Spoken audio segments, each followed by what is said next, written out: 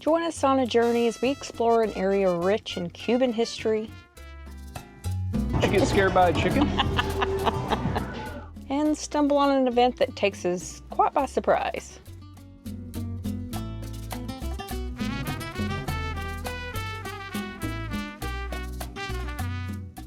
Then we hit the road and tackle that frequent question of how much more weight the Flex Armor roof added onto our total gross weight.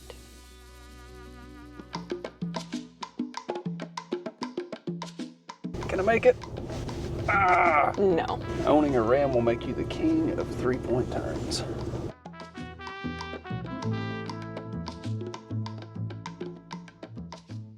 The sun's shining and we're loving it. After getting locked in the camper with cool temps and rain for several days, we're gonna take advantage today. So we're gonna try to pack everything in to one trip. Today's goal, history, food, beachfront, and wildlife.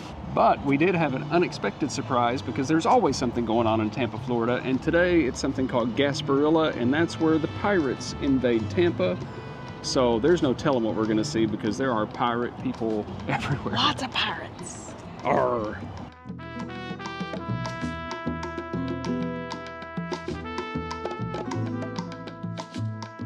We're gonna start our day in Ybor City, which is rich in Cuban history.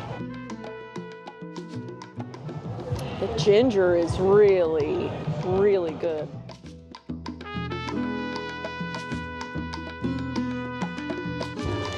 Get some honey. I do a bag of grapefruit.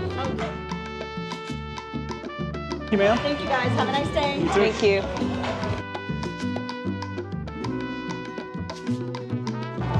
Oh, God. Did you get scared by a chicken?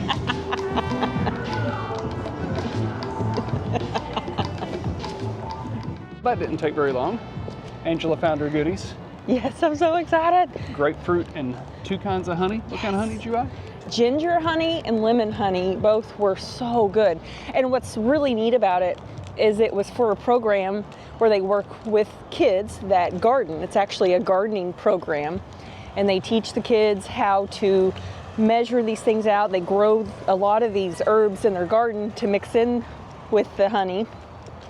And they teach them math. They come, usually the kids are here to sell. What a great life lesson for the kids. And then I benefit because I get honey. And it was all a field trip fund. Anything we spent there actually went to help out the kids and their field trip goals. And chickens. And there's chickens everywhere. It's the greatest thing ever.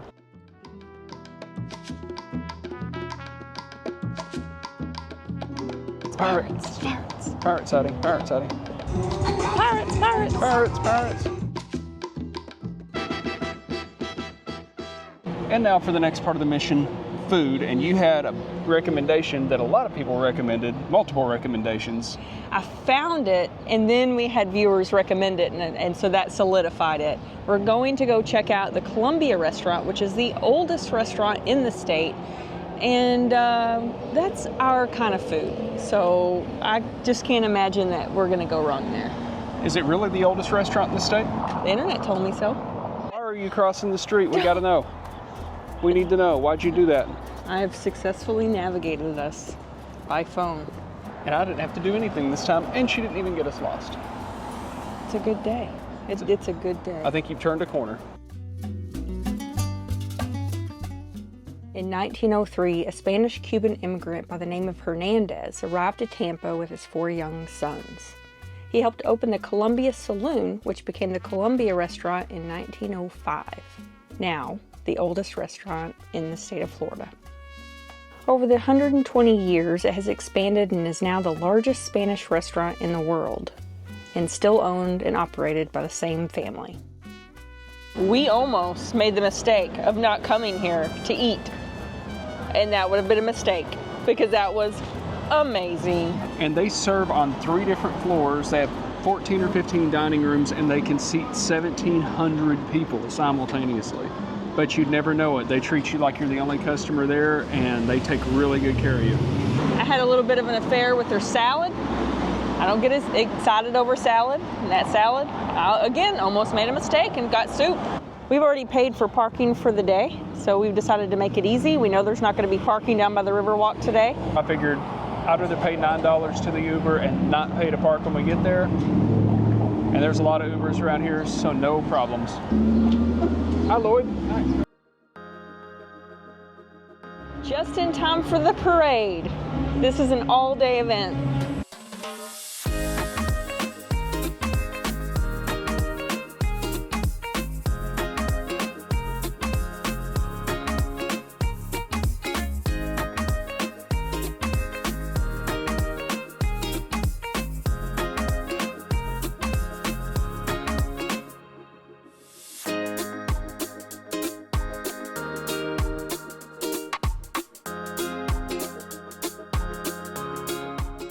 Follow the crowd. We did not plan to come to Gasparilla. We planned to come to downtown Tampa and do the Riverwalk, but this is going on, so when in Rome.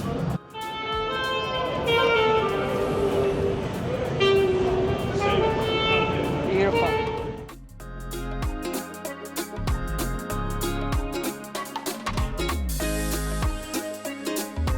More pirates.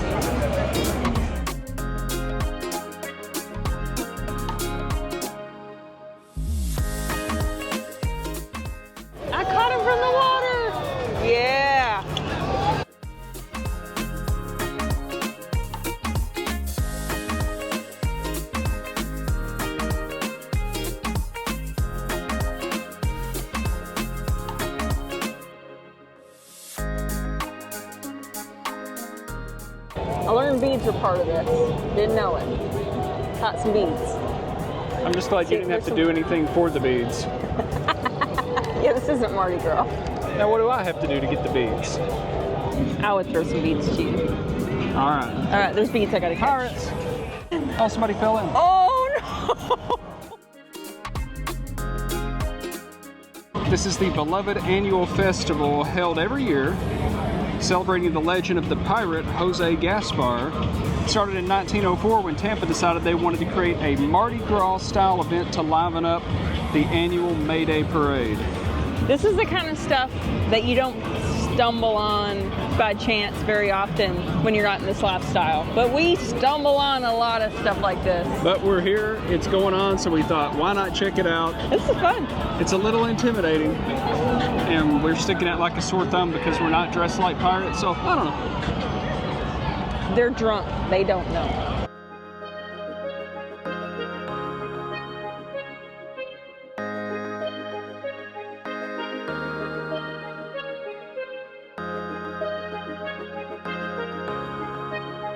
It's fun. So maybe it is like Mardi Gras. It seems like it's a little like Mardi Gras. Things are getting wow.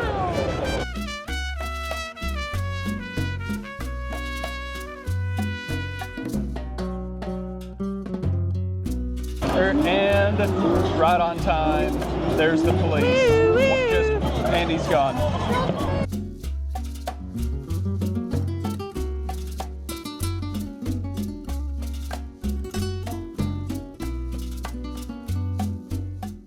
How many props do you think you could have beads wrapped up in them during this event? I think they just cut through them. Now, if you have a jet boat like ours and sucked a handful of beads up, and I have seen a few Yamaha jet boats around here today. If we suck beads up in our impeller on the jet boat, that would be a problem. Oh, yeah. But I bet it's happening. I see way too many beads floating in the water. Hopefully they dredge this thing when they're done. But they found some interesting things. Uh-huh. Hey, buddy. Hi. Hi, friend. Yeah, it's coming off. Be careful, it doesn't go in the water. You don't like hats? No, you like? No, that's good. Hey, buddy. It's like, what else you got that I can buy? You never know what you're going to see down here. Florida's crazy.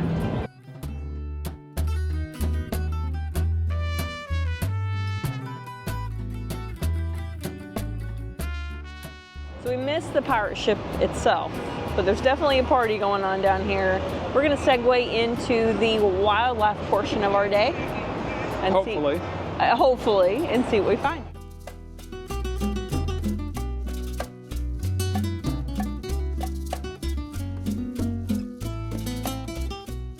Came down to the Manatee Viewing Center. This was suggested.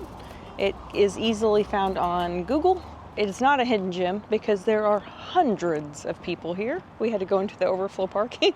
It's at the Tico Energy Center. The reason that this is such a great place is because the Energy Center provides some warmth, which the manatees like.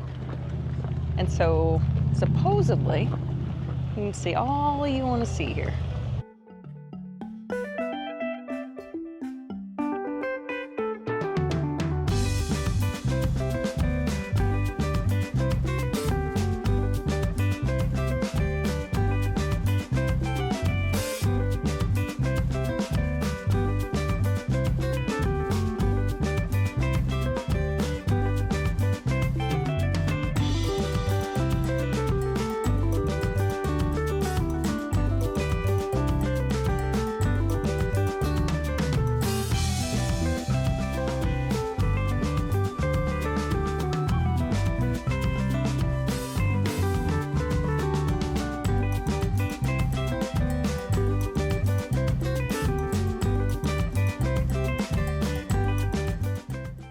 Decided that Cody didn't get a chance to wear any beads. I want to thank Joseph and Kaylin for suggesting the manatees as something to do because they know we like free things. Yeah. And they said, you want to know something free? And we said, of course. And then some of you reached out.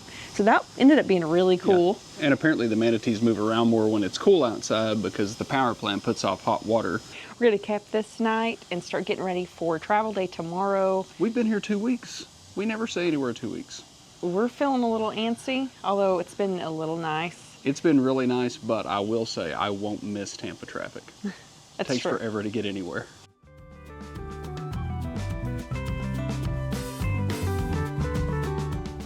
Did you do anything besides sleep today? Oh, we like the bat. But Mama, I slept so much. But I'm upset. I'm not going to tell you why. Now, he'll tell you. All the things. Kisses. All the things. Kisses. Give her stink kisses. Give her the stinkies. You're not supposed to leave me that long. Her loves Daddy. Said, Daddy's my favorite. He's my best friend. He's my best friend.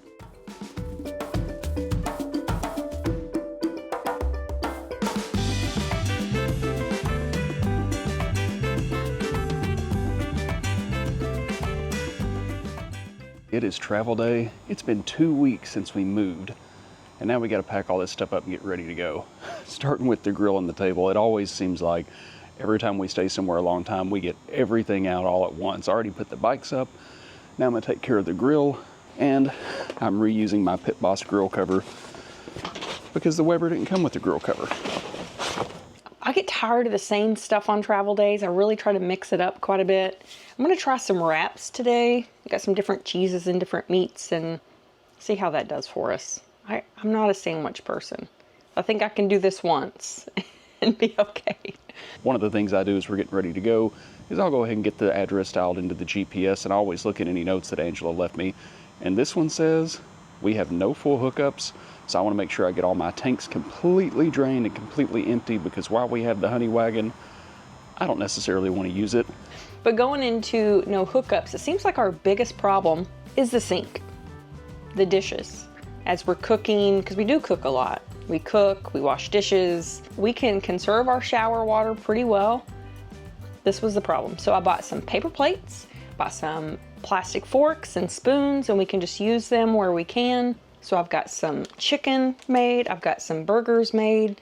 So it's stuff that I can shred up and put into a casserole, an aluminum pan casserole that we can throw away. Just trying to alleviate what I can. A lot of you guys saw my frustration over my new Starlink and not being able to use my Husky totes, but you guys were awesome and let me know in the comments that they have these 15-gallon contractor totes at Lowe's. You guys even sent me some links, so we rushed out to buy one of those as soon as we heard about it. We're told we can just put our insert in there,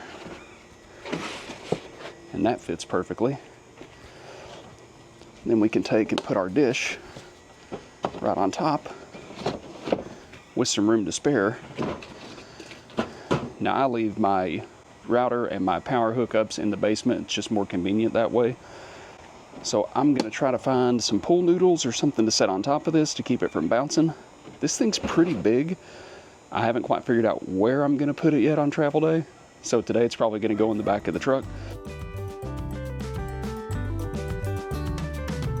I know there's some really nice hard case options online.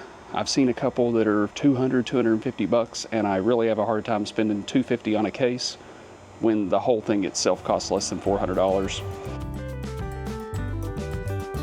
Cody and I had an agreement early on in our marriage that he will eat vegetables as long as I sneak them in small portions and hide them.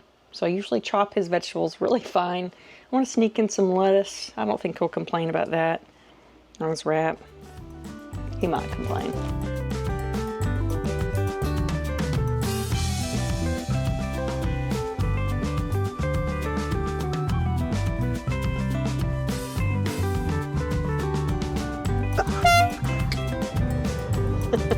That hurt my ears. You guys had a lot of comments and questions about our Flex Armor roof video, which we're really happy with.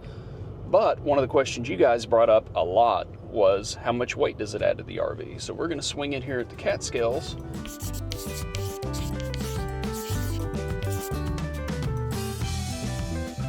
We're kind of in the same boat. We've got a full tank of fuel. Last time we didn't quite have a full tank of DEF. I filled up DEF yesterday, so that's gonna be a little different.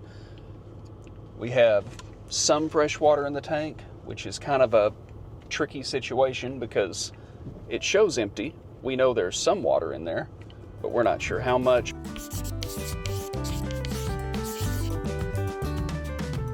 But it'll be close enough to give us an idea of how much this new roof weighs.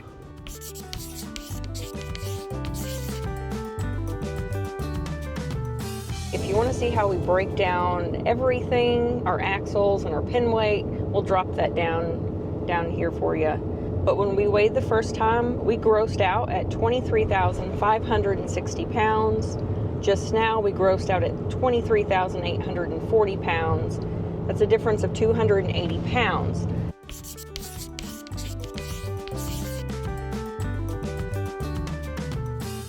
That's probably not that far off, but there are a couple of things to consider.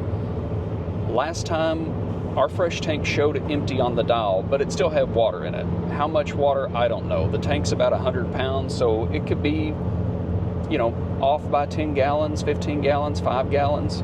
There's no way to know exactly how dead on we were with that. Another difference is, while the truck was full of fuel on both ways, last time we only had about 3/4 of a tank of DEF. This time we're full because I filled up yesterday. So call it 280 pounds roughly, probably a little less than that. But I think that's as close as we're going to be able to get to tell you how much the Flex Armor roof weighs. You put a bunch of stuff in this and it's really, really good. Even the lettuce complements it really well. What all did you put in this? I think you're tasting the hummus probably. I don't even really care for hummus. Hummus and honey mustard for kind of the condiment. That's a winner. You win some, you lose some.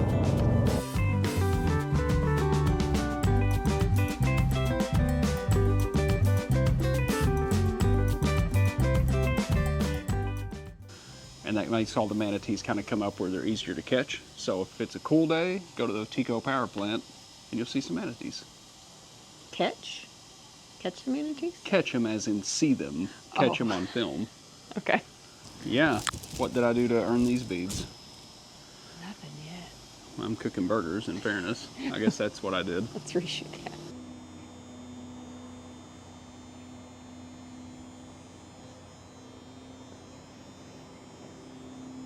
One of the biggest things it seems like we struggle with is the sink. I don't have a mic on. I had a little bit of an